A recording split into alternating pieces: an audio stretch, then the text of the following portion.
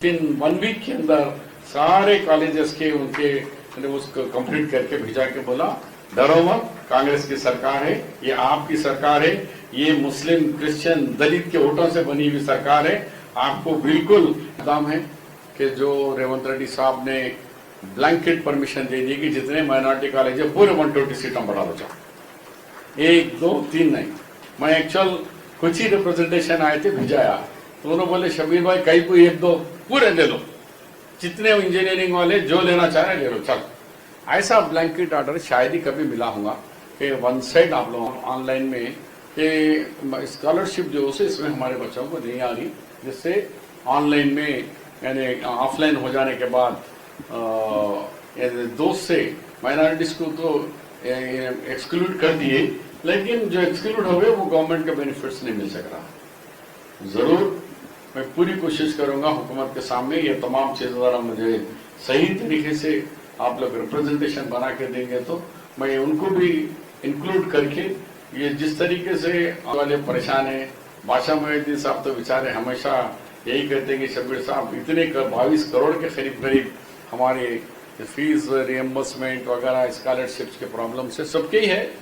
Commerce का 15 अगस्त को ख़त्म हो जाएगा और छोटे छोटे होने के बाद फर्स्ट वीक ऑफ सितंबर में ज़रूर अप टू 75% तक हम लोग आप लोगों के पुराने ड्यूज जितने हैं उसको क्लियर करके उसके बाद सीएम साहब ने ये कहा कि इसके बाद ये इंस्टीट्यूशन वालों को मत सताओ, इनको ग्रीन चैनल में रखो, साल भी हमारे पीछे फिरना नहीं और ये लोग एहतजाज करने की जरूरत नहीं है, बच्चों को परेशान करना नहीं है। बच्चों को सर्टिफिकेट देने के लिए प्रॉब्लम्स क्रिएट हो रहे हैं क्योंकि आप लोग भी बोलते हैं कि भाई गवर्नमेंट दी तो हम देंगे ना, तो ये तमाम प्रॉब्लम्स के लिए बेहतर है कि इसको ग्रीन चैनल में रखने का सीएम साहब ने इरादा बना लिया है। और नेक्स्ट टाइम ज़रूर, क्योंकि सीएम साहब को मुझे करे हैं, आप लोग बहुत जल्द मैं सीएम साहब से भी टाइम दिलाकर ये 3-4 मसाइल के साथ आप लोगों को इंटरेक्शन मीटिंग में लगाऊंगा। ये बेहतरीन आइडिया है।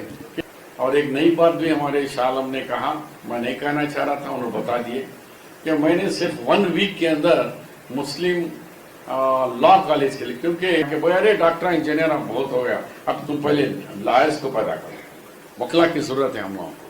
तो उसके ऊपर क्योंकि मरहूम वज़ारत रसूल खान साहब की एक बड़ी एक ही रीति थी, दवाखाने अपोलो में है, मैं मिलने गया, शबीर वो मेडिकल कॉलेज क्या हुआ बोले, हाथ में हाथ दो बोले, हाथ दिया मैं, वो क्या होता, मैं रहता नहीं रहता, मगर वो कॉलेजेस होना, यूनिवर्सिटी होना, बच्चों में 25,000 बच्चे पढ़ना मेरे कॉलेजों में। मैं बोला अरे मैं आपकी मिजाज कुर्सी के लिए आया, मैं पहले आपका सेहत का ख्याल रखो, अल्लाह सेहत दे देगा, कुछ भी होगा, मुझे उसकी फिक्र नहीं है, वो जिंदगी दिया मौत भी वही लेगा, मुझे कॉलेज चाहिए।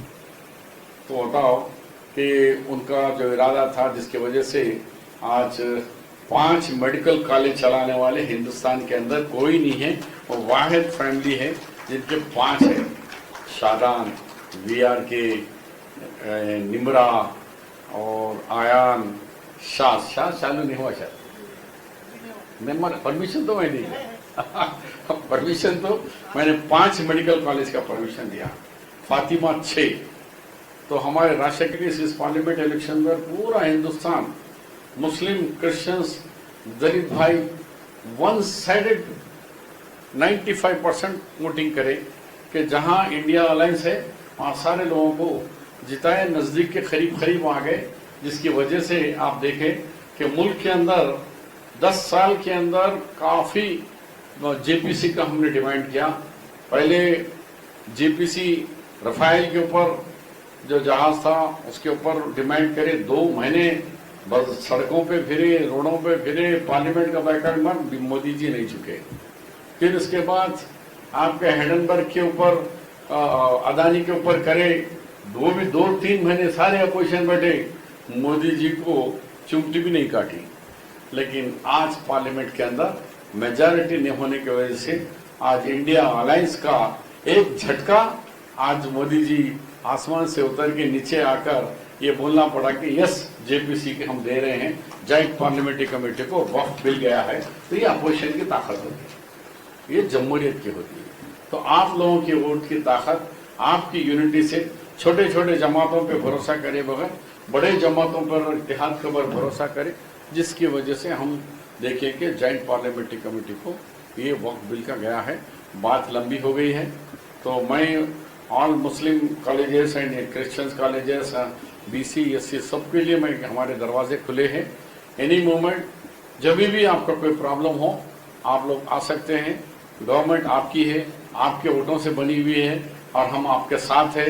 आपका वेलफेयर, आपकी तरक्की ये हुकूमत की तरक्की है।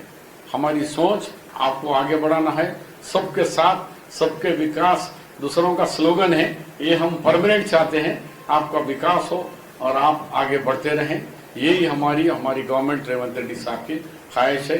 खुदा हाफिज, जय हिंद।